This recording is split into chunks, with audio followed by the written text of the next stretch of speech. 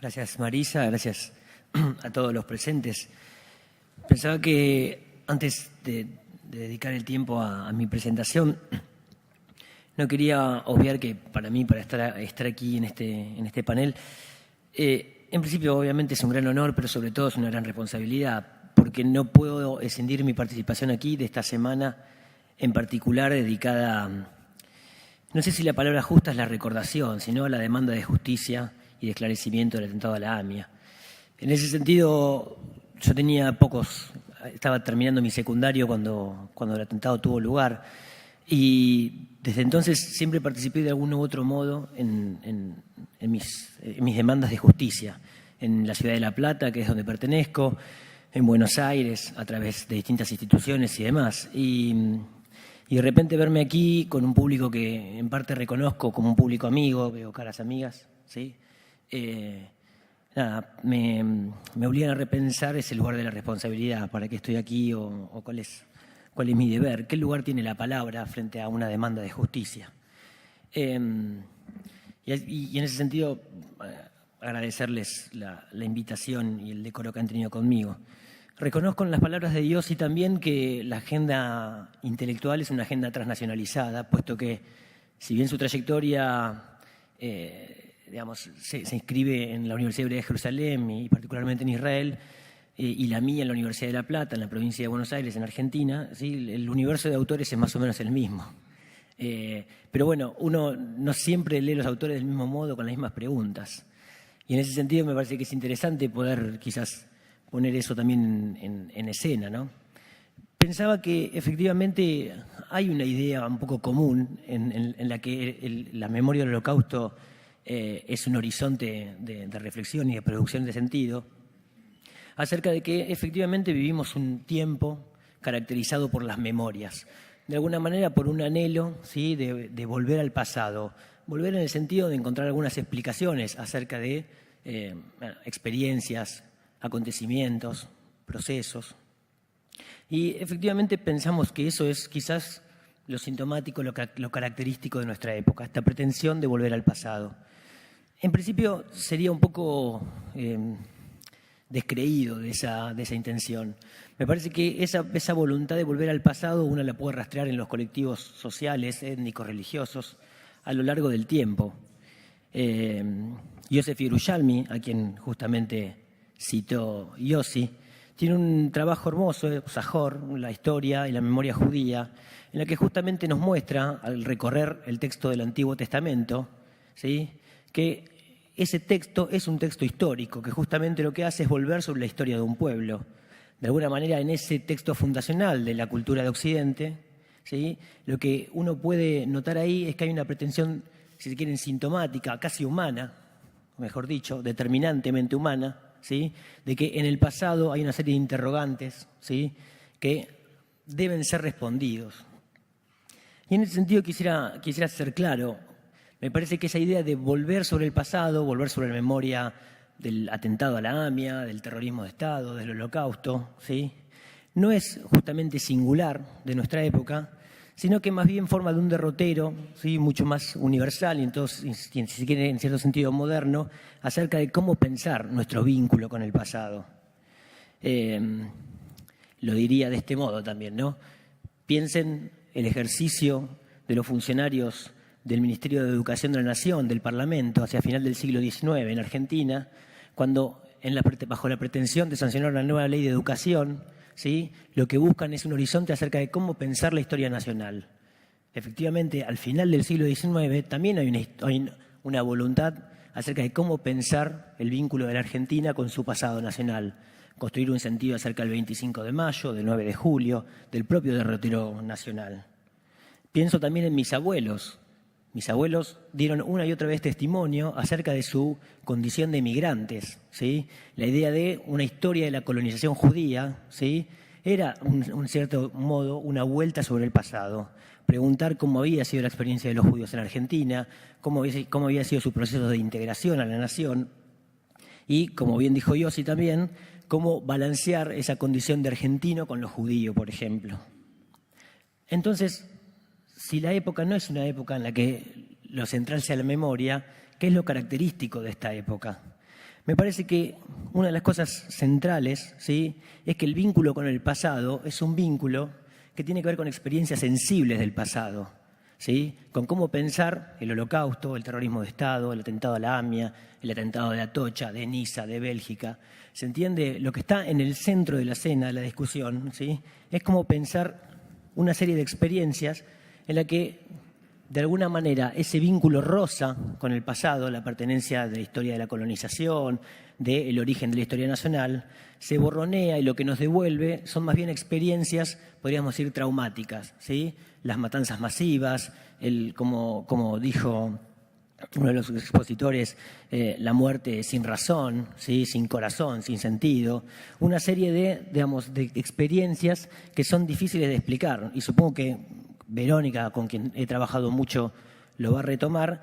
Experiencias también muy difíciles de pensar en la trama educativa, ¿no? Si la voluntad de la escuela, de la educación, es la de explicar los acontecimientos a través de dimensiones racionales, ¿cómo racionalizar una experiencia donde lo irracional, ¿sí?, es lo que la conmina, ¿no?, lo que la promueve? Y en ese sentido, me parece que la memoria, lo que nos llamamos la memoria actualmente, ¿sí?, aparece más bien con un sesgo moral, ¿sí?, la voluntad de no olvidar a las víctimas, ¿sí?, casi no solo no olvidar, no solo no olvidar en un sentido práctico, ¿no?, sino no olvidar en un sentido reparatorio, porque justamente, y por eso estamos aquí, como todavía no tenemos justicia frente al atentado a la AMIA, a la Embajada de Israel, ¿sí?, la memoria también viene a reemplazar, viene a suplir, viene a acompañar las demandas de los procesos de justicia. Como lo decía un intelectual argentino, Héctor Schmuckler, que para mí ha sido un gran formador, hoy vive en la provincia de Córdoba, ya está mayor, ¿sí?, pero él decía que la función política del intelectual, y cuando decía el intelectual, efectivamente pensaba el universitario, el académico, pero también el docente, el dirigente de una institución. La función política del intelectual en este contexto es contar muertos negados. ¿Qué significa contar muertos negados? Básicamente defender esas muertes, ¿sí?, contar que el Holocausto sucedió, que 6 millones de judíos murieron, contar que el terrorismo de Estado existió, que 30.000 personas desaparecieron, frente al negacionismo, frente a aquellos que proponen el olvido como política, digamos, como estructuración de los sentidos, ¿sí?, nuestra función es defender esas muertes, para restituirles sus vidas, para decir que aquí han vivido. El libro de Iván Jablonka, la historia de los abuelos que no tuve, es un ejercicio de ese tipo, ¿sí? Jablonka se recorre el universo, Israel, Argentina, Francia, ¿sí?, para poder reconstruir esa trama familiar. Ahora, como decía Yossi también, o recuperando un poco lo que nos proponía Yossi,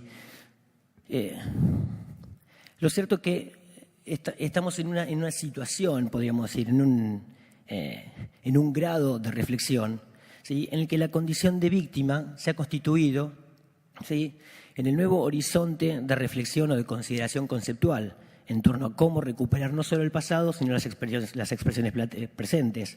De hecho, lo que vamos a hacer esta semana es recordar el atentado a la AMIA, pero también, ¿sí?, hermanado solidariamente con otros atentados del terrorismo internacional que han dejado otro saldo numeroso de víctimas.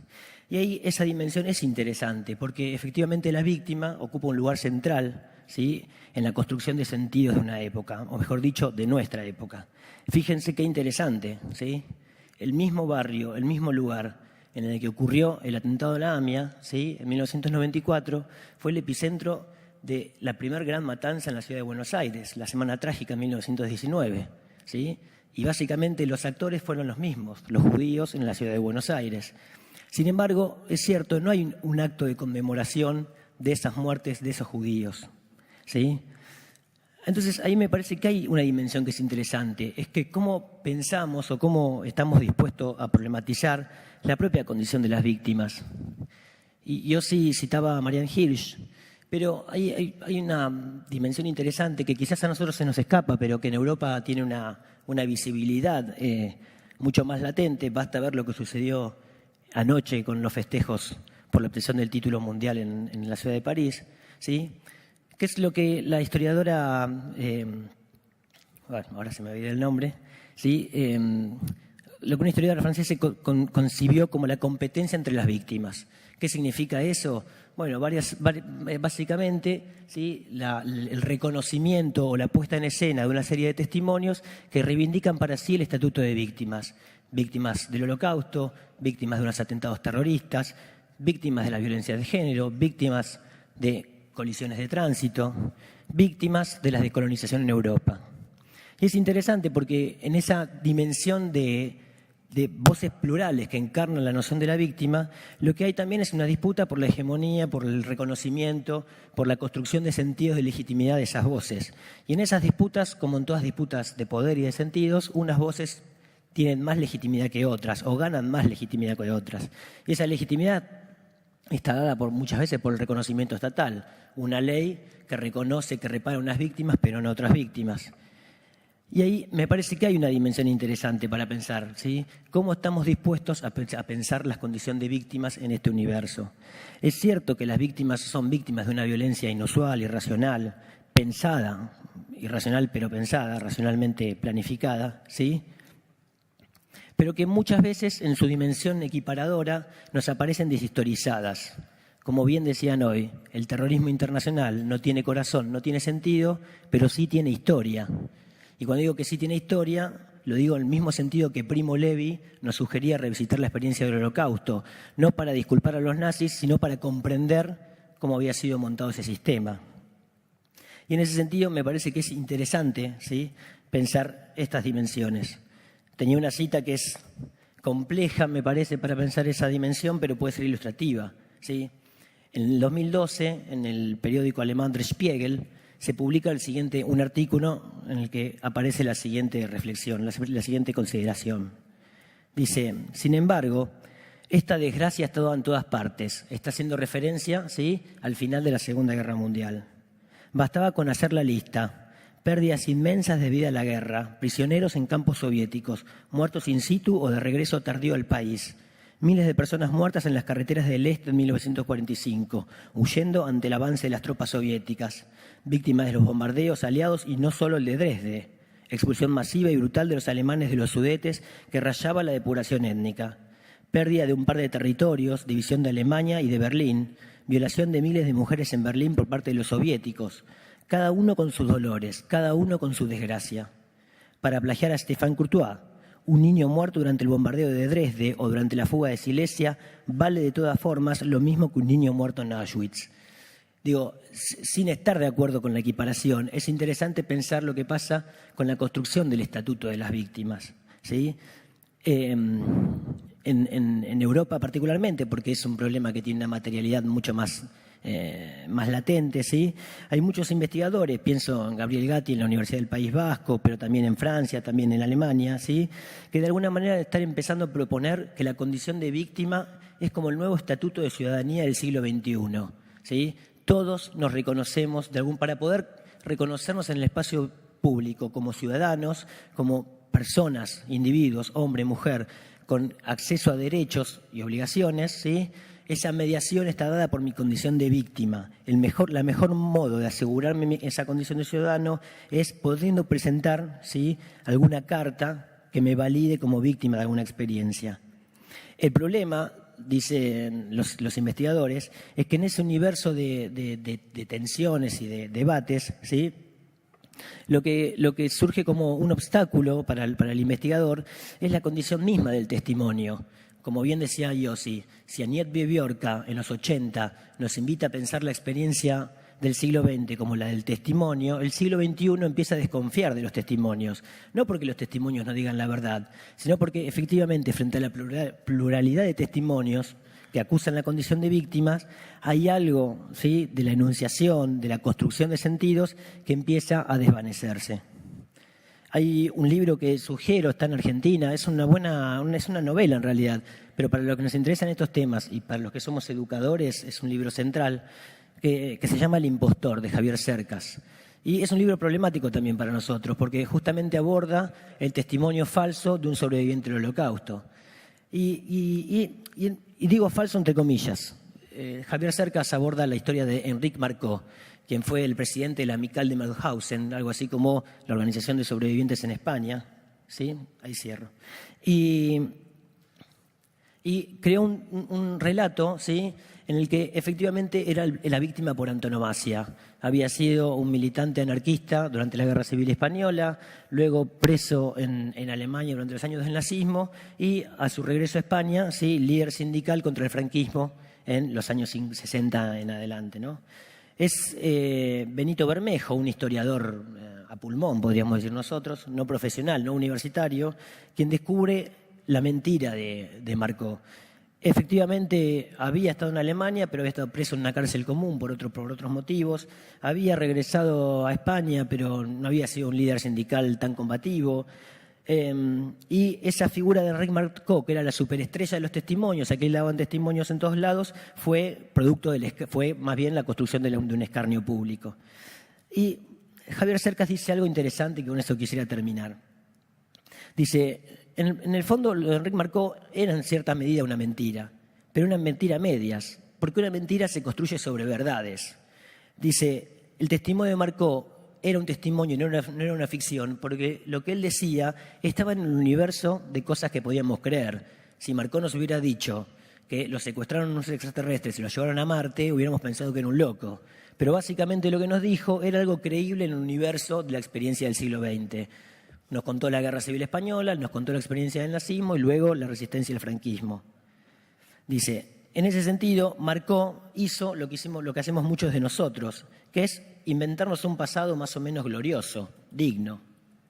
Pero frente a eso, ¿sí?, Javier Cercas nos propone un problema con el que quisiera terminar. Escribe en El País de Madrid, en El País de España, Cercas lo siguiente: no falla. Cada vez que en una discusión sobre historia reciente se produce una discrepancia entre la versión del historiador y la versión del testigo, algún testigo esgrime el argumento imbatible. ¿Y usted qué sabe de aquello si usted no estuvo allí? Quien estuvo allí, el testigo, posee la verdad de los hechos. Quien llegó después, el historiador, posee apenas fragmentos, ecos y sombras de la verdad. Elie Wiesel, superviviente de Auschwitz y Buchenwald, lo ha dicho con un ejemplo. Para él, los supervivientes de los campos de concentración nazis tienen que decir sobre lo que allí pasó más que todos los historiadores juntos. Porque solo los que estuvieron allí saben lo que fue aquello. Los demás nunca lo sabrán. Esto, dice Javier Cercas, me parece no es un argumento, es el chantaje del testigo. Este no siempre tiene la razón. La razón del testigo es su memoria, y la memoria es frágil y a menudo interesada. No siempre se recuerda bien, no siempre se acierta a separar el recuerdo de la invención, no siempre se recuerda lo que ocurrió, sino lo que otras veces recordamos que ocurrió, o lo que otros testigos han dicho que ocurrió, o simplemente lo que nos conviene recordar que ocurrió. De esto, desde luego, el testigo no tiene la culpa, o no siempre. Al fin y al cabo, él solo responde ante sus recuerdos. El historiador, pienso en el historiador, el juez, el dirigente comunitario, ¿sí?, el funcionario público, ¿sí? El historiador, en cambio, responde ante la verdad. Y como responde ante la verdad, no puede aceptar el chantaje del testigo. Llegado el caso, debe tener el coraje de negar la razón. En tiempo de memoria, la historia para los historiadores. Me parece interesante, aunque obviamente polémica y problemática la cita en este contexto, pero porque de alguna manera repone un sentido con el que voy a cerrar, ¿sí? Hay algo que el testimonio nos permite conocer, que es la experiencia de carácter individual, pero no necesariamente, ¿sí?, nos ayuda a comprender el contexto en el que una serie de acontecimientos traumáticos y difíciles, el Holocausto, el terrorismo de Estado y los atentados del terrorismo internacional, tienen lugar. Nuestro compromiso en la construcción de Nunca Más, ¿sí?, es poder comprender cuáles son los andamiajes, los motivos, ¿sí?, que accionan, que permiten llevar adelante esta serie de acontecimientos. Muchas gracias.